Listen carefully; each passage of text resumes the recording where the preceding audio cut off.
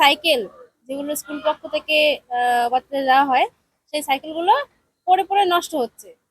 তো আমাদের একটাই অভিযোগ যে এই সাইকেলগুলো পড়ে থাকার থেকে একটা ভালো জায়গায় প্রশাসনের দ্বারা বা যে স্কুল কর্তৃপক্ষ সেই সকলের মাধ্যমে দ্বারা একটা ভালো জায়গা রাখা।